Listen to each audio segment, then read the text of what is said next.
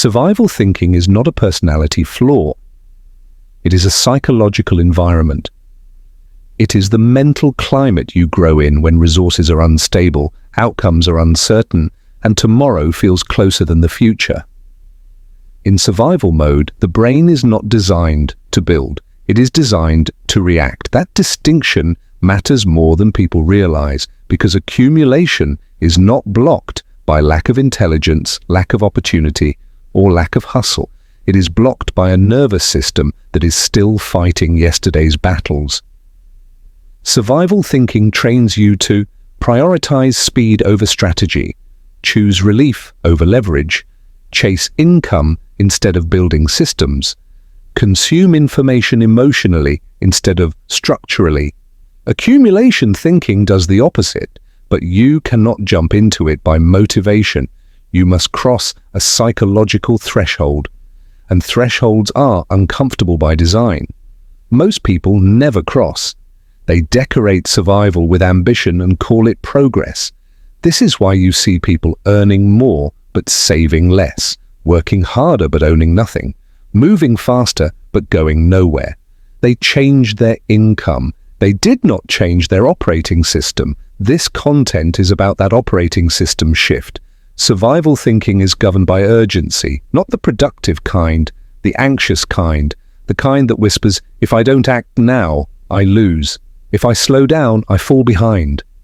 If I don't take this opportunity, something bad happens. This creates three dominant behaviors.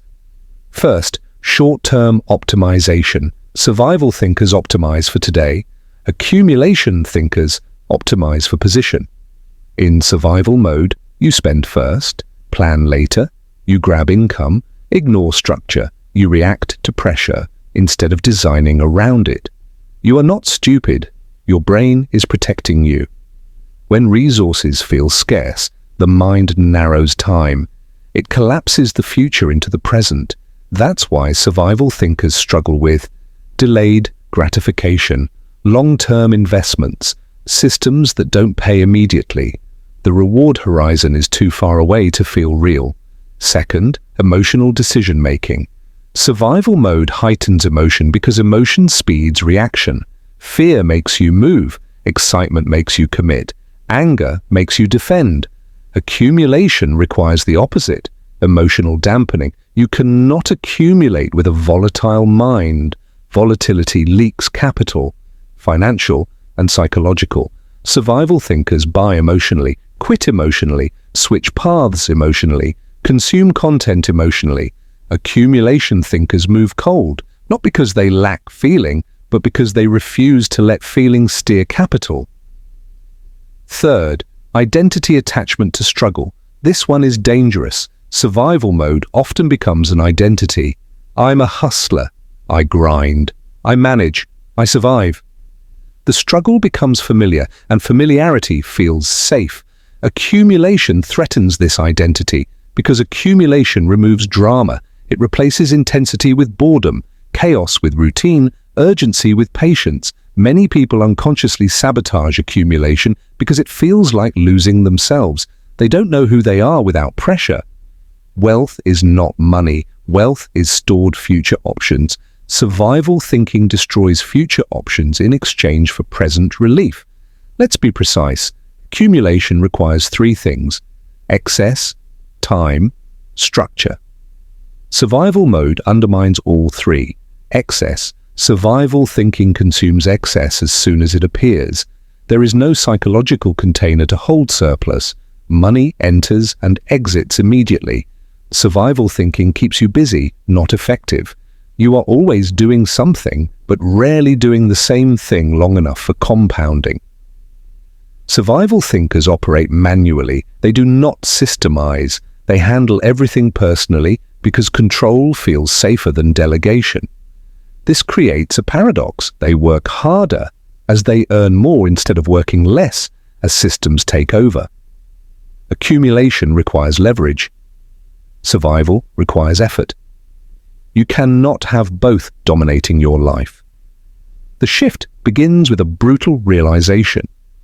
You are not poor because you lack money. You are poor because your decisions are optimized for survival. That realization hurts because it removes external enemies. No government, no economy, no background, no luck, just operating logic. This is where many people stop, because responsibility without tools feels like punishment, but responsibility is not blame, it is control. And control is the foundation of accumulation.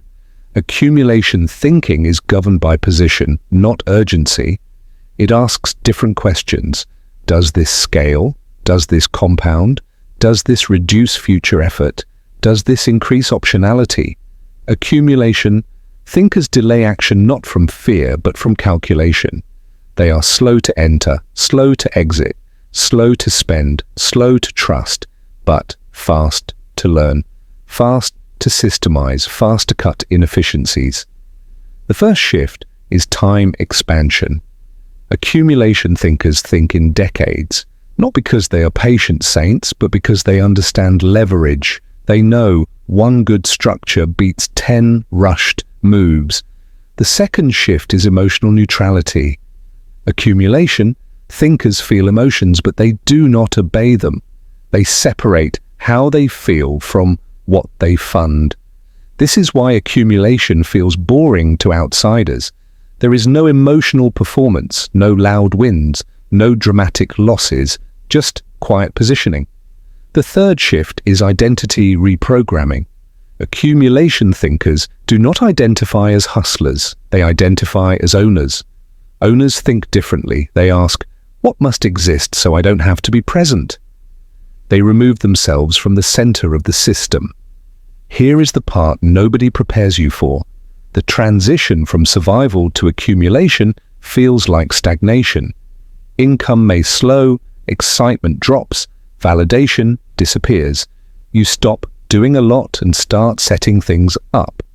This is dangerous for people addicted to motion. During this phase, friends may think you are falling off. Family may question your focus. Your ego feels underfed because accumulation starves the ego before it feeds the bank. Many people retreat back to survival here, not because accumulation failed, but because boredom felt like death. This is the narrow passage, where discipline replaces adrenaline. From a higher perspective, the difference becomes obvious. Survival is about staying alive. Accumulation is about controlling environments. Survival asks, how do I make money? Accumulation asks, how do I position myself where money flows through me? Survival focuses on income streams. Accumulation focuses on asset behavior. Survival counts cash. Accumulation tracks control. Control of time. Systems, information, distribution, capital flow. This is why accumulation thinkers often appear quiet. They are watching patterns, not people. Part 5. Practical psychological shifts. This is not about affirmations, it is about reconditioning. 1. Replace urgency with criteria. Before any decision, ask, does this build future capacity or just relieve pressure? 2. Create artificial delay. Do not act immediately, delay spending. Delay commitments. Delay exits. Delay reveals whether desire is emotional or strategic. 3. Separate earning from building. Earning keeps you alive. Building changes your trajectory. Do both, but never confuse them. 4. Normalize boredom. Boredom is a sign of stability. Stability is where accumulation grows. 5. Measure progress by structure, not income. Income fluctuates. Structure compounds. At the deepest level, this shift is about authority. Survival thinking submits to circumstances. Accumulation thinking commands its environment. One reacts, the other designs. When you fully exit survival mode, you stop asking permission from life. You no longer chase opportunities, you filter them. You no longer fear slow periods, you use them. You no longer panic at uncertainty. You expect it and prepare for it. And this is not confidence, it is calm dominance.